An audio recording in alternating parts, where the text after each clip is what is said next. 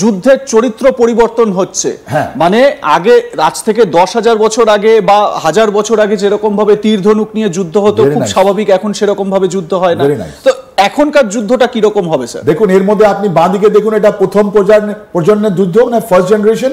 আপনি দেখবেন গান পাউডার এন্ড লাভ, রোমান্টিসিজম, এই মানুষের দুটো সবথেকে খারাপ ইনভেনশন।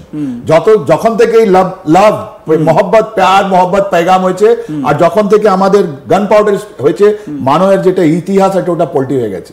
তো প্রথম আপনি যেটা দেখছেন প্রথম প্রজন্মে বা ফার্স্ট জেনারেশন ওয়ারফেয়ারে মানুষগুলো এটা উপর থেকে ওটা বারুদ দিত। আমার 1857 যদি আপনি দেখেন ওটা ওই রকমের যুদ্ধ হয়েছিল, এটা ফার্স্ট জেনারেশন ছিল। মানে আমরা দাঁড়িয়ে ফায়ার করছি, যেটা ফায়ার করছে পেছনে চলে যাচ্ছে, পেছনের লোকটা আগে চলে যাচ্ছে, অনেক মানুষের ক্ষতি হতো। তার মানে তারপর সেকেন্ড যুদ্ধ যেটা হচ্ছে আপনার, ওটা হলো আপনার ওয়ার্ল্ড ওয়ার 1। তার মানে আমাদের যারা মারা যাচ্ছিলাম এরা ট্রেঞ্চ ওয়ারফেয়ার, আমরা বলি জমি মাটিতে ওরা মাটি খুঁড়ে খুঁড়ে উপর থেকে মারতো ওরা। তো that was the second generation. যখন ওখান থেকেও দেখা হলো, তারপরে আমাদের ওয়ার্ল্ড ওয়ার 2 তে থার্ড জেনারেশন আসছে। And what is the third generation? Third জেনারেশনটা হচ্ছে আপনার এই ট্যাঙ্ক গুলো ইনভেনশন হলো, ব্রিটিশ করলো। ট্যাঙ্ক নাম দেওয়া হলো কেন? ওটা লোকাবার জন্য, রাইট? তো থার্ড জেনারেশন এসে। আর এখন মানে আমার একটা প্রশ্ন, এই থার্ড জেনারেশন ওয়ারে কি আমরা কোল্ড ওয়ার কেও কি থার্ড জেনারেশন ওয়ারে রাখবো? ইয়েস, যতগুলো হাওয়াই জাহাজ আপনি দেখুন, আগে যেটা আপনার ইঞ্জিন যেটা ছিল এখন চেঞ্জ হয়ে জেট ইঞ্জিন, হাইপারসোনিক, সোনিক, কতগুলো ডিভাইস, মানে মুহূর্তে ওরা কোথায় থেকে কোথায় পৌঁছে যাচ্ছে। ওটা আপনি যেটা বললেন ওটা।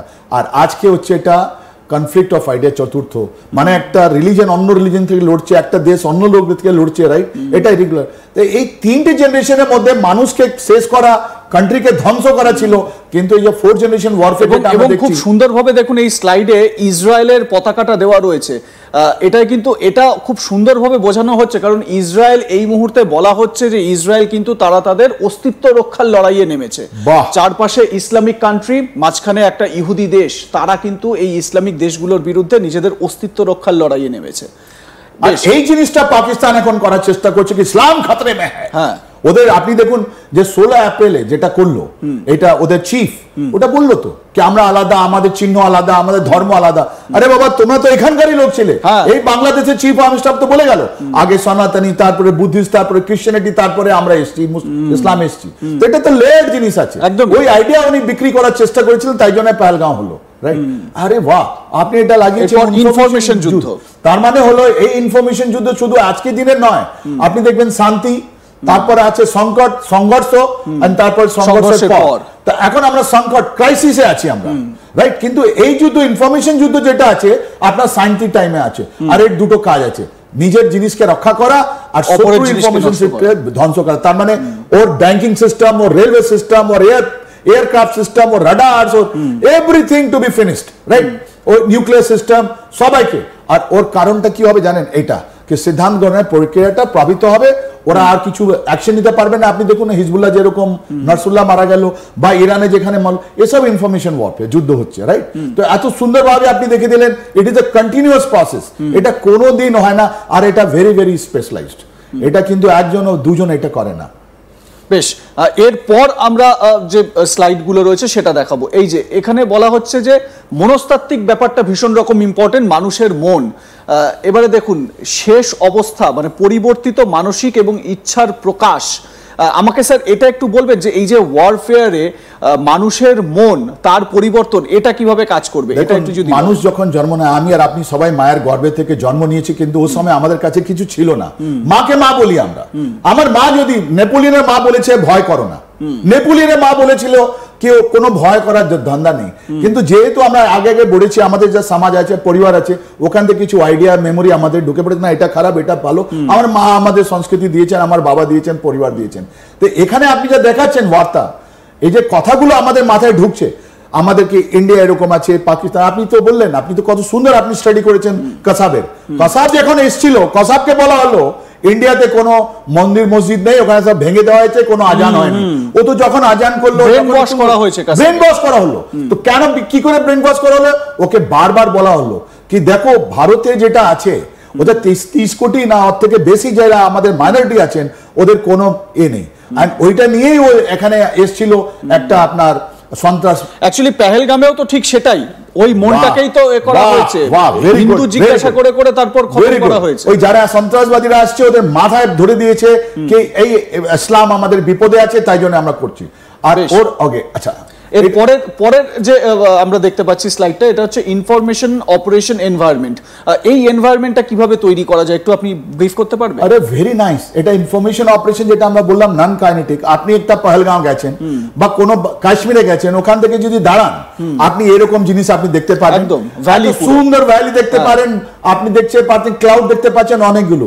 কিন্তু ফৌজ এটা ইনফরমেশন ওয়ারিয়ার যাকে আমরা বলি, যারা ইনফরমেশন যোদ্ধাগুলো আর ওরা এরকম দেখে না, ওরা দেখছে 3 ভাগে দেখছে এটা, রাইট? প্রথমে দেখছে ও এটা হাইট এরকম আছে, কোন জায়গা দেখুন আপনার জায়গা আছে, কোন জায়গা নদী আছে, কোন জায়গা পাহাড় আছে, ওখানে যদি উপরে পৌঁছলে আমরা কি করে পৌঁছতে পারবো, টেম্পারেচার কি আছে, ওখানে কতদিন লাইট হবে, সূর্যের কত হবে, রাত্রিবেলা কতদিন লাইট থাকবে, বৃষ্টি হবে কি হবে না, রাত্রিবেলা কি করতে হবে। এইটা যে ইনফরমেশন ওয়ারিয়ার প্ল্যানার যেটা আছে ওটা, এটা কিন্তু আপনি এজ এ সিভিলিয়ান আপনি তো অনেক জায়গায় গেছেন, আপনি দার্জিলিং এ গেছেন, আপনি সিকিমে গেছেন, অনেক জায়গায়। মানে আমি এটা বলি যে সাধারণত মানুষ যখন কোথাও ঘুরতে যান সেই সৌন্দর্যটা উপভোগ করেন। যেরকম এই ভাইসারেন ভ্যালিতে মানুষ যারা সেখানে নিহত হলেন তারা তো সৌন্দর্য উপভোগ করতে গেছিলেন, কিন্তু সোলজাররা, ডিফেন্স এক্সপার্টরা এই বিষয়টিকে একটু অন্যভাবে দেখেন। স্যার এক্ষুনি তো এটা আপনি যখন দেখলেন ওটা, কিন্তু ডিফেন্স যেটা ইনফরমেশন ওয়ারিয়ার আছে এটা দেখছে না।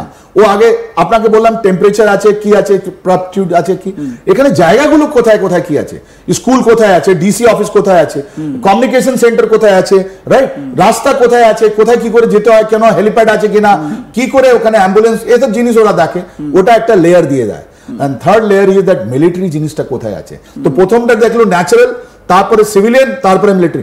আচ্ছা এখানে ডিফেন্সেস কোথায় আছে, এখানে ওই পাওয়ার প্ল্যান্ট কোথায় আছে, এখানে ওই টাওয়ার গুলো কোথায় আছে যেখান থেকে ওরা কমিউনিকেশন করবে, রাইট, এখানে ওদের হেডকোয়ার্টার কোথায় আছে ওরা জানতে পারবে কিনা।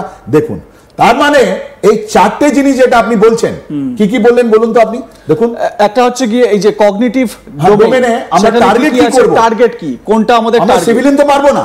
তার মানে আমাদের এখান থেকে আমরা যখন দেখুন আপনি যেটা দেখলেন আমরা আলাদা ভাবে দেখলাম, এটা ইনফরমেশন ওয়ারিয়ার বলছে টার্গেট কি করব, মিলিটারি টার্গেট, বিকজ এরা কোনোদিন ইন্ডিয়ান ডিফেন্স ফোর্সেস কোনোদিন কোনো সিভিলিয়ানকে করে না, একদম ওইটা নিউট্রালাইজ করার জন্য, কি ওটা রিক্যাপচুরেট মানে আবার ঠিক দাঁড়িয়ে না যায়।